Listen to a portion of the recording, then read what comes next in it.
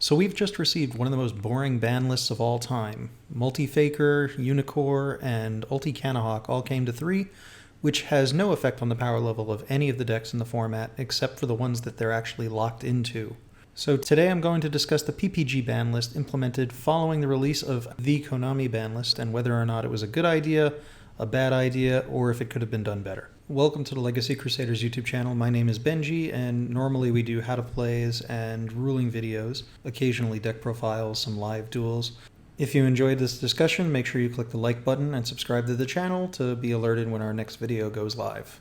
So considering the actual ban list didn't do enough to modify the game in any way, PPG took it upon themselves to create their own ban list for their own online tournaments, which at the moment are the only tournaments, other than potentially your own locals if it's reopened.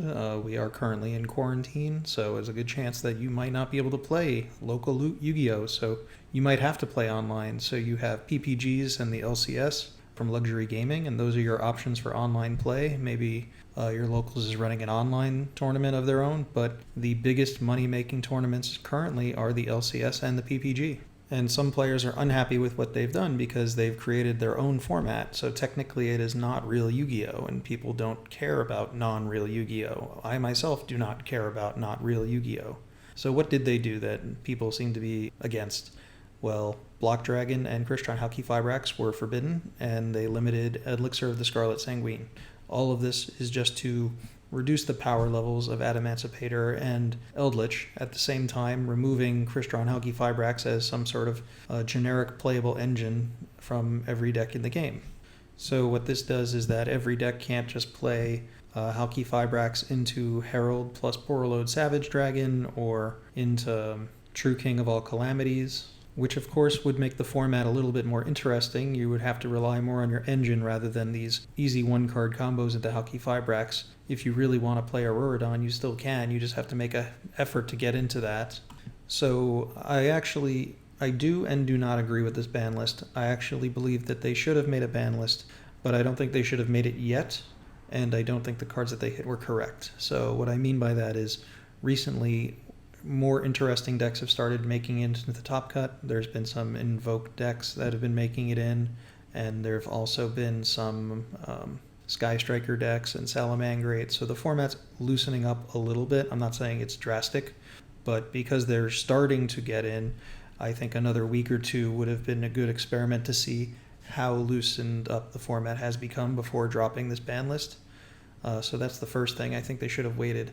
Secondly, rather than actually banning cards, I think a more interesting move would have been to allow players to use the new cards announced in Toon Chaos to see if the new Chaos cards would have any impact on the meta. You know, not that the Toon cards themselves would have any impact, but there are a few new cards in Toon Chaos that, if were released, when they will be released relatively soon in about a week or two, they would have an impact on the meta anyway. We don't know exactly how it would, but it would. So I would have waited a bit longer and allowed people to play the new Thunder Chaos type of strategies to see what result they would have had on the game. And after that, I would have given it another few weeks before implementing one of these ban lists, because 3 more months of the exact same game is not pleasant, but we haven't seen what happens when these Chaos cards come out. We haven't seen what'll come from the new God, the Immortal Phoenix GEARFRIED, and I think that those things should have been given a little bit of time to breathe. And the reason I say we should have started with Toon Chaos early is because we actually have the full spoiler. So because we know what every card in this is in the set, we can realistically start practicing with those cards and testing them for future gameplay a week or two early. We don't have to wait. So rather than artificially weaken the game, we could artificially strengthen the game by just starting it early. And we can do the same thing for when Rise of the Duelist is released, or when we know all the cards in that set, and Battles of Legend. But for now, those cards haven't been announced completely, so for that reason, we can't use those right away. We don't want to just implement half of a set, and we should implement an entire set. I think if we just had 1 or 2 weeks using these Chaos cards to see if they had any impact, and we also haven't seen the impact of Necroz and Altergeist. So if we were to just give it 2 more weeks, allowing the Toon Chaos cards, we might have actually seen some actual format growth without the need for this ban list. And if there wasn't, we can then implement it at that point. Or hopefully even by then the Battles of Legend cards would be announced, and then we can just implement that set without needing to do the ban list.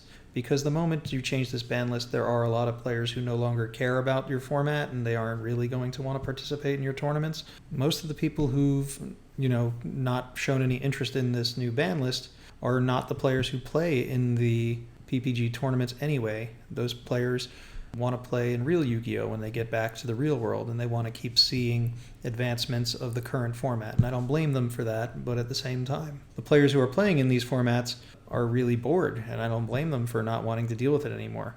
But again, the number of players who are actually for or against this format, who actually played in PPGs, is not a known number to me. All I can say is that if you're not playing in the PPG format, then it doesn't matter what you think of this ban list, because you're not playing. It doesn't affect you. Just continue playing on DB rated or playing in your locals if it's opened. But if you're not playing, it doesn't matter what you think. And if you want to say that someone who did really well in a tournament, their accomplishment doesn't matter because it was a fake format, well, they just made a lot of money by winning one of these PPGs. So if people are going to invest money to play, to win money, and they're winning, regardless of the format, then they're doing well. And I don't fault anyone for wanting to play in them.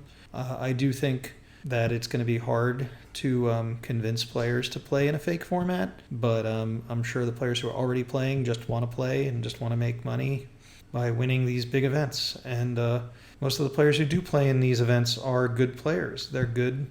They've actively tried to do really well in events. They spend money to play in the real world. They fly to events, they buy expensive cards, and they borrow expensive cards, and they make an effort to keep winning and improving at the game. These are the top level players. Just because someone isn't playing in the format doesn't mean you're necessarily bad, but you do have a reason for not playing. I'm not sure what your reasons for not playing in these tournaments are. Maybe it is you don't trust online Yu-Gi-Oh! You don't trust Dueling Book.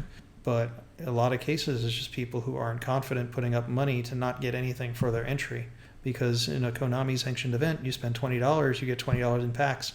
You win the event, you get nothing. You get your invite to Nats and maybe a box if you got first place, a mat and a deck box. Those aren't things that players are actually that interested in winning. The substitute for playing in one of these events is you get cash prize, but you get no entry packs. You have something bigger to play for. But is it worth entering? It's up to you. Now, I mentioned that I don't think they actually hit the correct cards. Now, they did take a very light touch by hitting a very small amount of cards, but I think it's not realistic with the way Konami would have approached the game. I actually think Konami would have tried their best to keep their new product functional, and they would have hit a million of cards around it. So I actually think they probably should have hit Jet Synchron, Buster, Whelp, the Destruction Sword.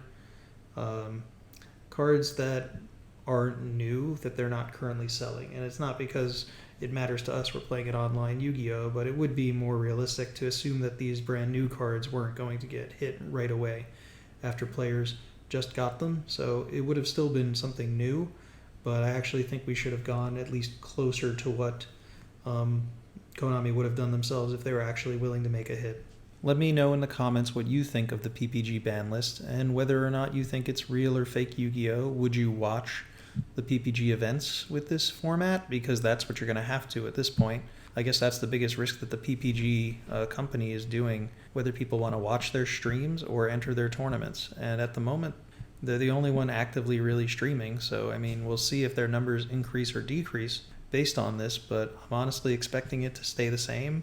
The people who I think are complaining about it aren't the ones who were really watching or playing to begin with, so I don't think their opinion really matters. Anyways, once again, I want to hear what you have to say in the comments, and I will see you in the next video.